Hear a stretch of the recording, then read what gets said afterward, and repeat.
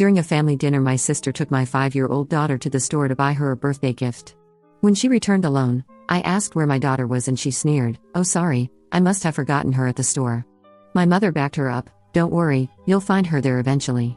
Sister laughed, "Maybe she'll learn not to steal my daughter's thunder." Turns out they didn't want my daughter having more attention than her daughter's birthday, so they deliberately abandoned her. I made one phone call that led them to ruins.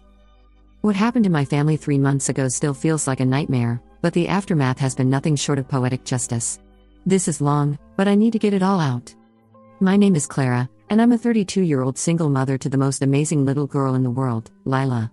Lila turned 5 this past February, and she's the light of my life. Her father walked out when she was barely a year old, so it's been just us against the world ever since. My family situation has always been complicated. My sister Taryn is 29, married to a guy named Noah, and they have a 7-year-old daughter named Madison. Taryn has always been the golden child in our family. She was the first to get married, the first to have kids, and in my mother Ivy's eyes, she could do no wrong. Meanwhile, I was the disappointment who got pregnant young and couldn't keep a man. The favoritism was always obvious, but I dealt with it because I wanted Lila to have a relationship with her grandmother and aunt. Ivy would constantly compare Lila to Madison, always finding ways to praise Madison while subtly putting Lila down. Taryn would make passive-aggressive comments about Lila's behavior, her clothes, her achievements. But I bit my tongue because I thought family was worth it. I should have seen the signs earlier.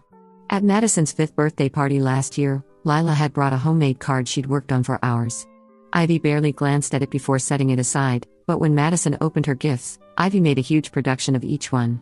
When Lila started crying because she felt ignored, Taryn snapped at me to control my child because she was ruining Madison's special day. But I was naive enough to think that was just Taryn being stressed about the party. I had no idea how deep the resentment ran. 3 months ago, we were having our monthly family dinner at Ivy's house. It was a Tuesday evening in March, and I remember it being unusually warm for the season.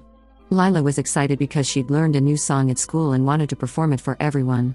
She'd been practicing all week, and I was so proud of her confidence. But from the moment we arrived, something felt off. Taryn was being unusually nice to Lila, which should have been my first red flag. She complimented Lila's dress, asked about school, and even suggested they could play together after dinner. Ivy was also being more attentive to Lila than usual, which I stupidly interpreted as progress. During dinner, Lila was telling everyone about her upcoming school play where she'd been chosen to be a flower in the garden scene. She was so excited, gesturing wildly with her little hands and talking about her costume.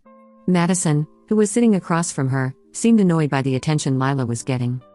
That's when Taryn made her move. "You know what, Lila?" Taryn said with a bright smile that didn't reach her eyes.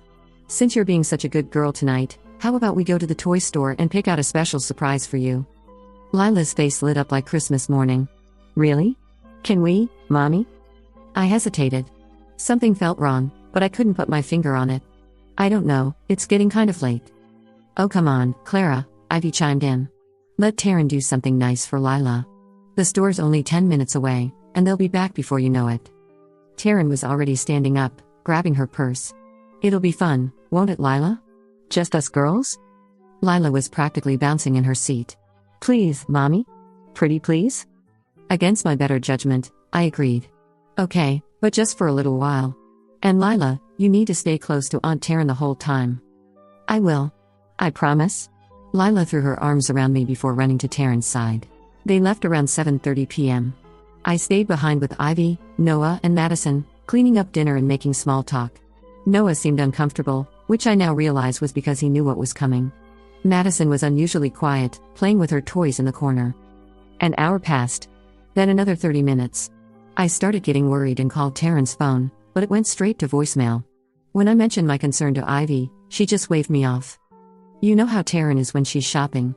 She probably lost track of time. But by 9:30 p.m., I was in full panic mode. Lila had never been away from me this long without me knowing exactly where she was. I called Taryn again. Nothing. That's when Taryn finally walked through the front door. Alone. The silence in the room was deafening. I looked behind her, expecting to see Lila's little figure, but there was nothing. Taryn had a shopping bag in her hand and was acting completely normal, like nothing was wrong. "Where's Lila?" I asked, my voice barely above a whisper. Taryn looked at me with this expression I'll never forget. It was pure malice disguised as casual indifference. She sneered at me and said, "Oh sorry, I must have forgotten her at the store." I felt like I'd been hit by a truck. What do you mean you forgot her? Where is my daughter, Taryn? That's when Ivy spoke up, and her words cut through me like a knife. Don't worry, you'll find her there eventually. I stared at my mother in complete disbelief. This was her granddaughter we were talking about. My 5-year-old little girl was missing, and they were acting like it was no big deal. Taryn laughed. Actually laughed. Maybe she'll learn not to steal my daughter's thunder. That's when it hit me. This wasn't an accident. This wasn't Taryn being forgetful or irresponsible. This was deliberate. They had planned this. What are you talking about? I demanded, my voice rising. Taryn's mask finally slipped completely. You want to know the truth, Clara? We're sick of Lila always trying to be the center of attention. Every family gathering, every dinner, every event, it's always about Lila and her latest achievement or her cute little stories. Madison barely gets a word in edgewise because everyone's too busy fawning over precious Lila. I couldn't believe what I was hearing. She's a 5-year-old child. She's just excited to share things with her family. And Madison is my daughter. Taryn screamed back. But does anyone care about what she has to say? No, because Lila's always stealing the spotlight with her dramatic little performances. Ivy nodded in agreement. Taryn's right, Clara. Lila is very attention-seeking. It's not healthy for Madison to always be in her shadow. So you abandoned my daughter at a store? I was shaking with rage and terror. She's 5 years old. She must be terrified. She's fine, Taryn said dismissively. The store employees will take care of her until you get there. Consider it a lesson in humility. Noah finally spoke up, his voice quiet and ashamed. Jess, this is going too far. She's just a kid. Stay out of this, Noah, Taryn snapped. This is between me and my sister. I grabbed my purse and keys, my hands trembling. Which store? Tell me which store right now. Target on Maple Street, Taryn said casually, like she was giving directions to a restaurant. I ran out of that house faster than I'd ever run in my life. The drive to Target felt like an eternity. I kept imagining Lila scared and alone, looking for me, not understanding why her aunt had left her. The guilt was crushing me. I should have trusted my instincts. I should have said no. When I got to Target, I found Lila in the customer service area, crying her eyes out. A kind employee named Patricia had been staying with her, trying to keep her calm. Lila ran into my arms the moment she saw me, sobbing into my shoulder. Mommy. Aunt Taryn said she was going to get the car, but she never came back. I waited and waited. My heart broke into a million pieces. Through her tears, Lila told me what had happened. Taryn had taken her to the toy aisle, told her to pick out something she liked, and then said she was going to pull the car around to the front of the store. She told Lila to wait by the customer service desk and that she'd be right back. That was 2 hours ago. Patricia, the Target employee, was amazing. She'd stayed past her shift to make sure Lila was okay, and she'd been trying to call the number Taryn had given her, which turned out to be fake. She'd also called the police, which is when I learned that what Taryn had done wasn't just cruel, it was illegal. The police officers who responded were Officer Nate Drummond and Officer Thompson. They took my statement and Lila's statement, and they were both visibly angry when they heard what had happened. Officer Nate Drummond had a daughter Lila's age, and I could see the fury in his eyes when Lila described how scared she'd been. Ma'am, what your sister did is called child abandonment, Officer Nate Drummond explained. It's a felony in this state, especially with a child this young.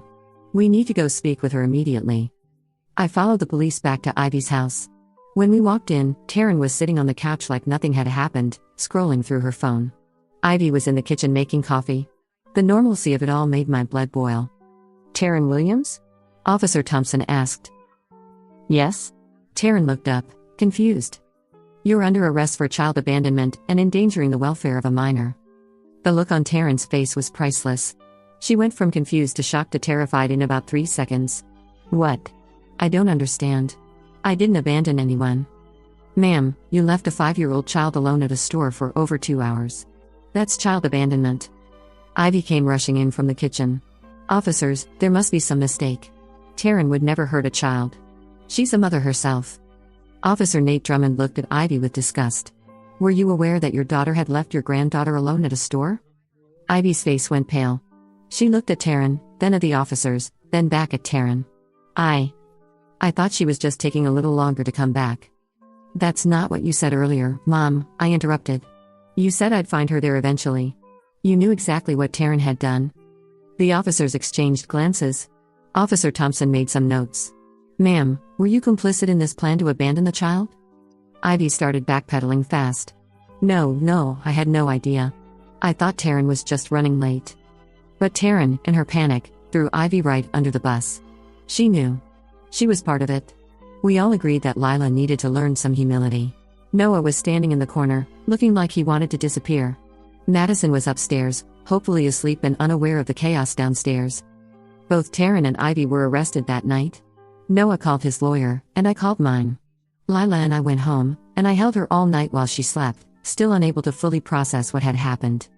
Over the next few weeks, the full scope of what had happened became clear. The police investigation revealed that this hadn't been a spur-of-the-moment decision. Taryn had been planning this for weeks, possibly months. The investigation process was more thorough than I had expected. Detective Sienna Blake was assigned to the case, and she treated it with the seriousness it deserved.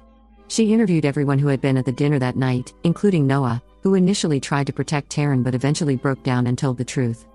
Noah's testimony was particularly damaging to Taryn's case. He revealed that Taryn had been complaining about Lila for months, saying things like that kid thinks she's so special and someone needs to take her down a peg. Noah admitted that he had dismissed these comments as Taryn just being stressed, but he now realized they were part of a disturbing pattern. The most shocking revelation came when Noah told Detective Blake about a conversation he'd overheard between Taryn and Ivy 3 weeks before the incident. Taryn had said, "I'm going to teach that little brat a lesson she'll never forget," and Ivy had responded, "It's about time someone did." Noah had confronted Taryn about it at the time, but she had claimed she was just venting and didn't mean anything by it. Noah also revealed that Taryn had been researching child abandonment laws online, trying to figure out how long she could leave Lila before it became technically illegal. She had bookmarked several articles about child abandonment cases and had even joined online forums where she asked hypothetical questions about leaving children in stores. The digital evidence was overwhelming. Taryn's browser history showed dozens of searches related to child abandonment, including how long can you leave a child in a store, what happens if you abandon a child, and child abandonment laws by state. She had also researched Target's policies on unattended children and had even called the store anonymously to ask about their procedures for dealing with lost children. Detective Blake also discovered that Taryn had done a practice run the week before the incident. She had taken Madison to the same Target store and had observed the customer service area, timing how long it took for employees to notice an unattended child and what their protocols were. Madison later told investigators that her mother had made her stand alone in the store while she watched from far away and that it had made her feel scared and confused. The investigation also revealed that Taryn had been emotionally manipulating Lila for months leading up to the incident. She had been making subtle comments designed to make Lila feel guilty for receiving attention, saying things like Madison must feel so sad when everyone pays attention to you instead of her, and maybe you should let Madison talk sometimes instead of always being the center of attention. Lila's teacher, Mrs. Rodriguez, was interviewed as part of the investigation. She told Detective Blake that Lila had started becoming more withdrawn at school in the months leading up to the incident. She had noticed that Lila would apologize excessively for normal childhood behaviors and would ask permission before participating in class activities that she used to enjoy. Mrs. Rodriguez also revealed that Lila had mentioned her Aunt Taryn several times, always in negative contexts. Lila had told her teacher that Aunt Taryn said she was too loud and too much and that she needed to learn to be quiet like Madison. This testimony was particularly damaging because it showed a pattern of emotional abuse that had been building for months. They found text messages between Taryn and Ivy discussing their plan to teach Lila a lesson about attention-seeking behavior. There were messages about how they were tired of Lila upstaging Madison at family events and how they needed to put her in her place. The most damning evidence was a group chat that included Taryn, Ivy, and 2 of their friends, where they had discussed their plan in detail. Taryn had written, "I'm going to take Lila to the store and just leave her there. Maybe being abandoned will teach her some humility." One of their friends had responded, "That seems kind of harsh, even for Lila." Taryn's reply, "She'll be fine. The store employees will babysit her until Clara figures out where she is. It's not like I'm leaving her on the street." Ivy had added, "It's about time someone taught that child that the world doesn't revolve around her." Reading those messages and the police report made me physically sick. These were adults, my family, plotting to traumatize a 5-year-old child because they thought she was getting too much attention. The prosecutor, a woman named Megan Hollister, was incredible. She explained that this wasn't just a family dispute, it was a serious crime. Child abandonment is a 3rd-degree felony in our state, punishable by up to 5 years in prison and a $10,000 fine. The endangering charge could add another 2 years. But that was just the beginning of their problems. As the criminal investigation continued, more disturbing details emerged about Taryn and Ivy's behavior patterns. Detective Blake expanded her investigation to include interviews with extended family members, family friends, and neighbors who had witnessed interactions between Taryn, Ivy, Lila, and Madison over the years. Taryn's former best friend, Maria Santos, came forward with information that shocked even the seasoned detective. Maria revealed that Taryn had been talking about wanting to teach Lila a lesson for almost a year. She had complained constantly about Lila's attention-seeking behavior and had expressed jealousy about the way extended family members doted on Lila. Maria told investigators about a particularly disturbing conversation she'd had with Taryn 6 months earlier. Taryn had said, "I swear, sometimes I just want to leave Lila somewhere and let her see how it feels to be forgotten. Maybe then she'd understand that she's not as special as everyone thinks she is." When Maria had expressed concern about such a statement, Taryn had laughed it off as a joke. But Maria now realized that Taryn had been testing the waters, gauging reactions to her increasingly extreme ideas about teaching Lila a lesson. The investigation also uncovered Taryn's social media activity, which painted a disturbing picture of her growing resentment toward Lila. In private messages to friends, Taryn had referred to Lila as the golden child, the attention whore, and the little princess who can do no wrong. She had complained about family gatherings being all about Lila and had expressed frustration that Madison was being overshadowed by her spoiled cousin. Detective Blake also discovered that Taryn had been spreading lies about Lila's behavior to other family members. She had told several aunts and uncles that Lila was becoming a problem child and that I was too permissive as a parent. She had even convinced some family members that Lila was mean to Madison, which was completely untrue. Ivy's role in the conspiracy became clearer as well. Phone records showed that she and Taryn had been in contact multiple times daily in the weeks leading up to the incident, often talking for hours at a time. When investigators obtained a warrant for Ivy's phone records, they discovered that she had been just as invested in the plan as Taryn was. Ivy had been keeping a notebook where she recorded every instance of Lila receiving attention at family gatherings. She had written detailed entries about Lila's behavior, describing normal childhood enthusiasm as showing off and attention-seeking. She had even recorded the number of minutes that conversations focused on Lila versus Madison, as if she were building a case against a 5-year-old child. The notebook entries were particularly disturbing. One entry read, "Lila performed her little song for 15 minutes tonight while Madison sat ignored. Something needs to be done about this child's ego before it gets completely out of control." Another entry stated, "Lila got 3 compliments on her drawing while Madison got none. This favoritism is damaging Madison's self-esteem. Lila needs to learn that she's not special." The investigation also revealed that Ivy had been coaching Madison to resent Lila. She had been telling Madison that Lila was stealing her spotlight and that Madison deserved more attention than she was getting. She had been encouraging Madison to compete with Lila and had been critical of Madison when she showed kindness toward her cousin. Detective Blake interviewed Madison separately with a child advocate present, and Madison revealed that Grandma Ivy had been telling her for months that Lila was a bad cousin who took attention away from good girls like Madison. Madison admitted that she had started to feel jealous of Lila because Grandma Ivy kept telling her that she should.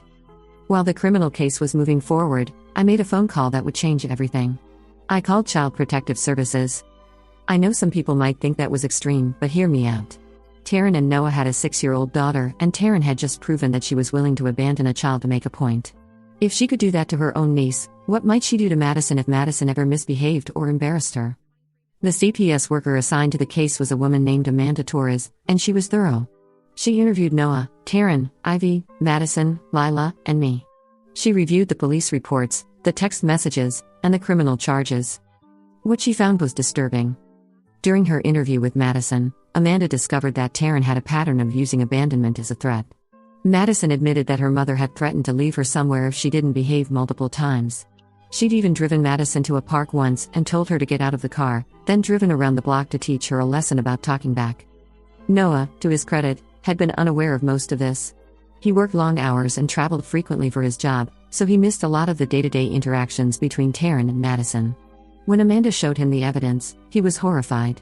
Amanda also interviewed Madison's teachers, who reported that Madison had been exhibiting signs of anxiety and had mentioned being afraid of being left behind if she wasn't good enough.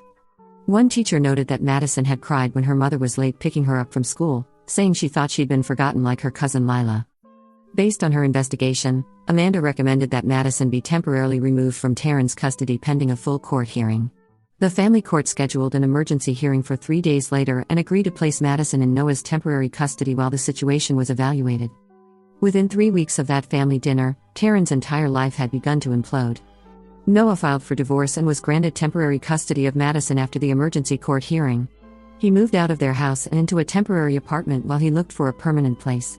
Madison was placed in therapy to deal with the emotional abuse she'd suffered. Taryn was charged with child abandonment, endangering the welfare of a minor, and after the CPS investigation, additional charges of emotional abuse and making terroristic threats against a child. Her bail was set at $50,000, which Ivy couldn't afford to pay even if she wanted to.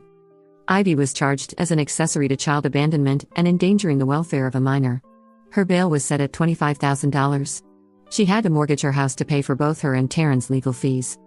But the financial problems were just beginning. Noah owned a small but successful marketing company, and Taryn had been the business manager. When the news of her arrest became public, 3 of Noah's biggest clients dropped him immediately. They didn't want to be associated with someone whose wife had abandoned a child. Noah's business lost about 60% of its revenue overnight. Taryn worked as a dental hygienist at a popular family practice. When the partners at the practice learned about the charges, they placed her on immediate administrative leave pending the outcome of the case. The State Dental Board also opened an investigation into her license, citing the child endangerment charges as evidence of moral turpitude. Ivy worked as a substitute teacher in the local school district.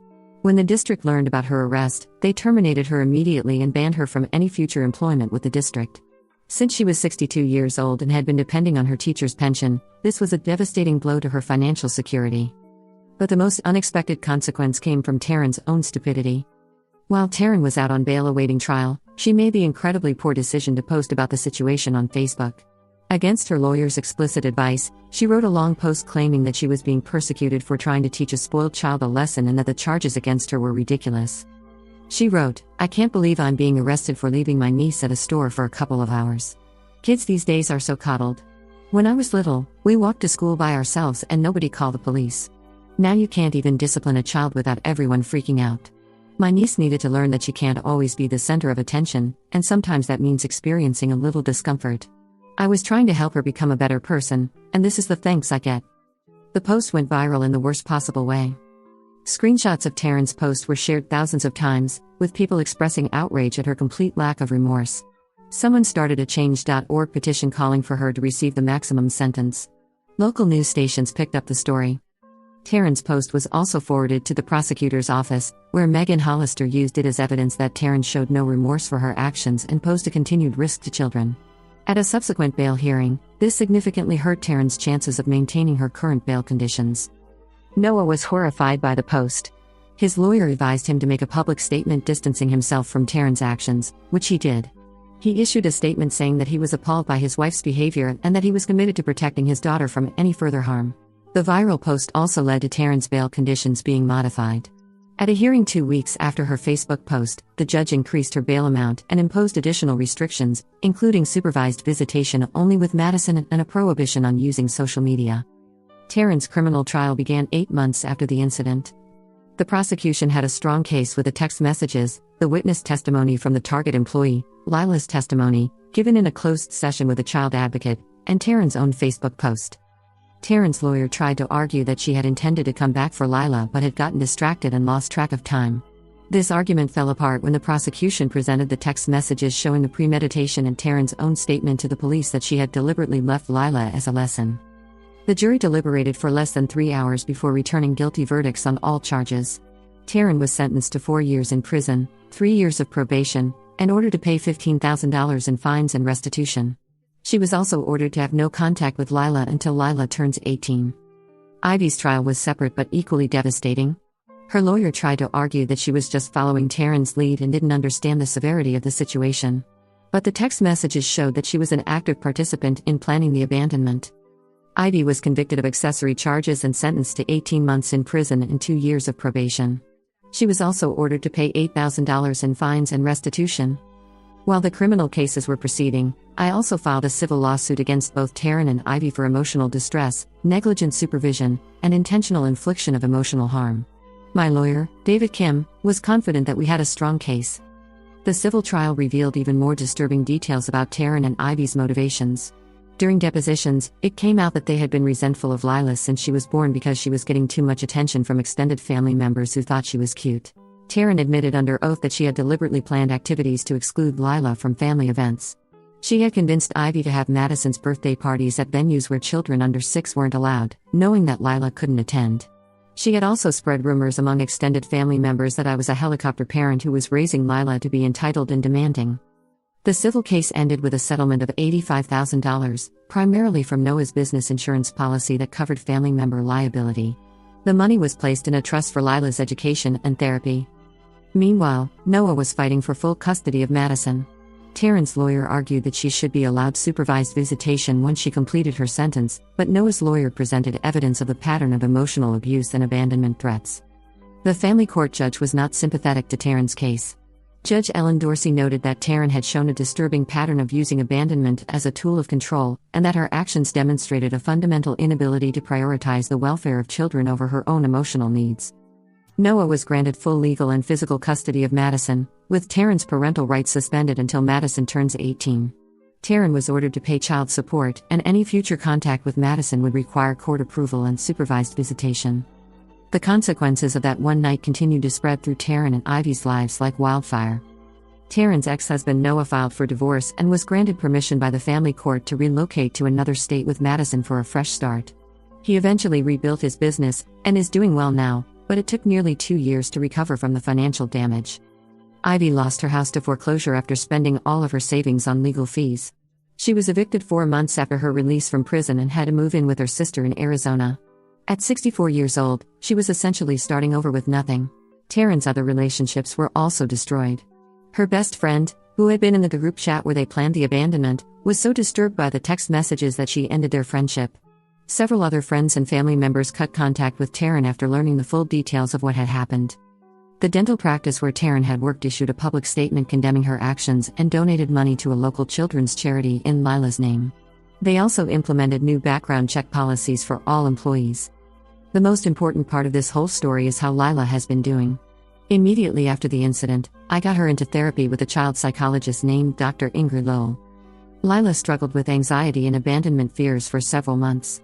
She was afraid to be away from me, even for short periods, and had nightmares about being lost and alone. She also struggled with guilt, thinking that she had done something wrong to make Aunt Taryn leave her. Dr. Lowell worked with Lila using play therapy and art therapy to help her process what had happened. Lila drew pictures of the incident, wrote letters to her feelings, and gradually began to understand that what happened wasn't her fault. It's been 10 months now, and Lila is doing much better. She still has some anxiety about being separated from me, but she's back to her cheerful, outgoing self most of the time. She's thriving in first grade and has made several new friends. The money from the civil settlement has allowed me to pay for the best therapy for Lila and to set aside funds for her college education. We've also used some of it to take some healing trips together. We went to Disney World last month, and seeing Lila's joy and excitement reminded me why I fought so hard for justice. One unexpected positive outcome from all of this is that Lila and I have built a new chosen family. Noah and Madison have stayed in touch with us, and we formed a genuine friendship. Madison is a sweet kid who is as much a victim of Taryn's toxic behavior as Lila was. We've also grown closer to some of my friends who stepped up to support us during the crisis. Lila now has multiple aunts and uncles who love her unconditionally and would never dream of hurting her to make a point. Patricia, the Target employee who stayed with Lila that night, has become a family friend. She checks in on Lila regularly and has told her repeatedly that she's proud of how brave Lila was that night. Lila draws her pictures and considers Patricia one of her heroes. Looking back on everything that's happened, I've learned some hard but valuable lessons. First, trust your instincts. I knew something felt wrong when Taryn offered to take Lila to the store, but I ignored that feeling because I wanted to believe that my family cared about Lila's well-being. I should have listened to my gut. Second, chosen family is often stronger than blood family. The people who have stood by Lila and me through this crisis are the ones who truly matter. DNA doesn't obligate anyone to love you, and love doesn't obligate you to tolerate abuse. Third, actions have consequences, even when people don't think they'll get caught. Taryn and Ivy thought they were teaching Lila a harmless lesson, but they destroyed their own lives in the process. The criminal charges, the civil lawsuit, the custody loss, the financial ruin, all of it could have been avoided if they had just treated a 5-year-old child with basic human decency. Fourth, standing up for your child is always worth it, even when it's difficult. Some people have criticized me for destroying the family by pressing charges and calling CPS. But Lila's safety and well-being are more important than maintaining relationships with people who would deliberately harm her. As I write this, Taryn has been in prison for 6 months, and has about 3.5 years left on her sentence. Ivy was released from prison 4 months ago and is living with her sister in Arizona. She's working part-time at a grocery store and struggling to rebuild her life. Neither of them has attempted to contact Lila or me, which is probably for the best. Lila asks about them occasionally, but she doesn't seem to miss them much. She's more focused on her friends, her school activities, and our weekend adventures. Noah and Madison are doing well in their new city. Madison is in therapy and making good progress. She's a bright, creative kid who deserves so much better than the mother she was born with. As for me, I'm doing better than I've done in years. Cutting toxic people out of our lives has been incredibly freeing. Lila and I have a peaceful, happy home filled with people who genuinely care about us. People often ask me if I regret making that call to CPS. The answer is absolutely not. That one phone call led to Madison being removed from an abusive situation, Taryn and Ivy facing consequences for their actions, and our family finally being free from their toxicity. Sometimes the right thing to do is also the hardest thing to do. But protecting children, all children, not just your own, is always worth the fight. Taryn and Ivy thought they were teaching Lila a lesson about humility, but instead they learned their own lesson about consequences. They lost everything: their freedom, their family, their financial security, their reputation, their relationships, because they decided to traumatize a 5-year-old child. Lila didn't need to learn humility. She was already a kind, loving, generous child who brought joy to everyone around her. The people who needed to learn lessons were the adults who were supposed to protect her but chose to hurt her instead. That one phone call led them to ruins, and I don't feel guilty about it for a second. Lila deserved justice, Madison deserved protection, and other children deserved to be safe from Taryn and Ivy's toxic behavior. If you're reading this and you recognize yourself in Taryn or Ivy's behavior, please get help. Children are not responsible for managing adult emotions or egos. They don't deserve to be punished for being joyful, excited, or confident. They don't deserve to be abandoned, threatened, or emotionally abused because adults are jealous or resentful. And if you're reading this and you recognize yourself in my situation, please know that you're not alone. Family dysfunction and favoritism can be incredibly damaging, but you have the power to break the cycle. Your children deserve to be protected, even if that means protecting them from other family members. Lila is now 6 years old, and she's thriving. She's confident, creative, and kind. She lights up every room she enters, and I'm so proud to be her mother. She still talks about becoming a teacher or a doctor or an astronaut when she grows up, and I believe she can do anything she sets her mind to. Taryn and Ivy tried to dim Lila's light, but they only made it shine brighter. And that's the real victory in all of this. Update. I want to add one more thing that happened recently. Last week, Lila came home from school and told me that her teacher had asked the class to write about their heroes. I expected her to write about a firefighter or a princess or someone from a movie. Instead, she wrote about me. Her essay said, "My hero is my mommy because she keeps me safe even when scary things happen. When bad people tried to hurt me, she made sure they couldn't do it again. She tells me every day that I'm special and that I don't have to change who I am to make other people happy. My mommy is brave and strong and she loves me no matter what." Reading that essay made me cry, but they were happy tears. Despite everything that happened, Lila feels safe and loved. She knows that she's valued for who she is, not in spite of who she is. That's worth more than any revenge or justice. That's worth everything. And that's my story. Taryn and Ivy thought they were teaching Lila a lesson, but the only lesson learned was that actions have consequences. They lost everything because they chose cruelty over kindness, and Lila and I are better off without them. Sometimes the trash takes itself out, and sometimes you have to make a phone call to help it along. Either way, we're all better off when toxic people face consequences for their actions. Lila is safe, loved, and thriving. And that's the only ending that matters.